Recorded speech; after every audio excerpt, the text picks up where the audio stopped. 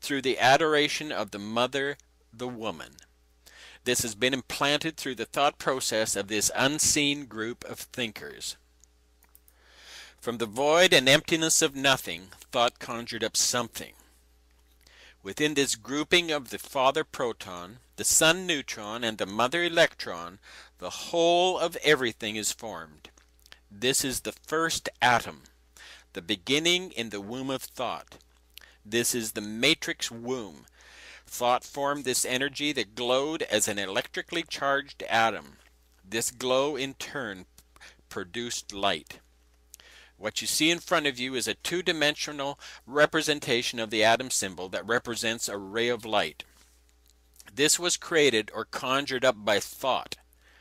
Thought is the Egyptian god Thoth, the creator of almost every activity known to man.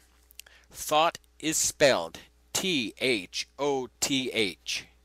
This god is responsible for the alphabet, writing, speaking, the sciences, religion, you name it, and thought is responsible for it.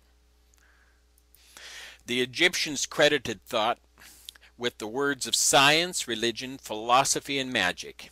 The Greeks credited thought as the inventor of astronomy, astrology, the science of numbers, mathematics, geometry, land surveying, medicine, botany, theology, civilized government, the alphabet, reading, writing, and oratory. Thought was the true author of every work of every branch of knowledge, both human and divine. This concept of thought as the Egyptian god Thoth has its counterpart in Greek mythology as Hermes, and to the Romans he is Mercury. These are just different names for the same god. El, spelled E-L, is mentioned as the father of all gods in Egyptian mythology.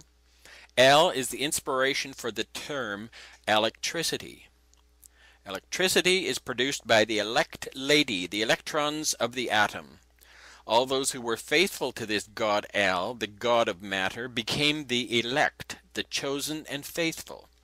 These were the saints of God who were promised riches and power and would rule and reign with El if they would just put their faith in him. This was the covenant, the agreement made between God and man. This covenant was kept in an ark, the Ark of the Covenant. The ark is the electrical arcing characteristic of electricity. If anyone touched the ark other than the high priest, they would be struck dead. El is the great architect of the universe, the creator God, the bringer of light. The word architect is again referring to the arcing ability of electricity and the manipulating aspect of light as it conjures up everything that it's able to be thought up. As demonstrated, everything in this three-dimensional existence is the result of thought. Thought was inspired by El, the father of all gods. Everything we see is of thought or light. The atom symbol formed by thought is another Egyptian god called Atum. Atum is spelled A-T-U-M and was called the complete one, the finisher of the earth. Atum was the one who returned to the watery chaos at the end of the creative cycle. Remember this characteristic about Atum. He's the one who returns to watery chaos at the end of the creative cycle. This is a major subliminal message established thousands of years ago. To understand the significance of this statement, read the information presented on the companion blog site to this video. The interconnection to the global warming scenario is presented at length. The address is illuminatimatrix.wordpress.com or go to briankemela.com and click on Illuminati Matrix. This is the first man, woman, the first Adam. Adam and Eve are the names given to the two reproductive characteristics of the atom and the light. Adam refers to the atom form, and Eve refers to the light emanating from that form. Eve is the dawning of creation, the coming of the light. Eve is likewise the evening, the end of the light. This symbolizes the beginning and the end, the Alpha and the Omega, of the bringer of light. Adam and Eve together are symbolic names for the electrically charged atom symbol, which in turn symbolize the light bringer, the bright morning and evening stars. Together they represent the creator of light, the creator god called Lucifer, who is the light bringer. The Adam and Eve that formed the light form the lie or deception created by the light. The light is the lie. This lie is the eye of the illuminated ones or the enlightened ones. This is the all-seeing eye. In this way, Eve, the symbolic morning and evening light, produces the physical light, which is the ability to see. The ability to see in this three-dimensional existence is produced by the electricity contained within the atom. We are further told that thought gave birth to Nefertum. He was a type of young atom. Nefertum was referred to as the sunrise, which means he who is beautiful. This corresponds to the concept of Lucifer, the bright and morning star, who led the way for the sunrise and the approaching dawn. You can see from all this mythology that it is firmly entrenched in the structure of an atom symbol. The atom symbol was conjured up with just the slightest notion of thought from the Egyptian sun god Thoth.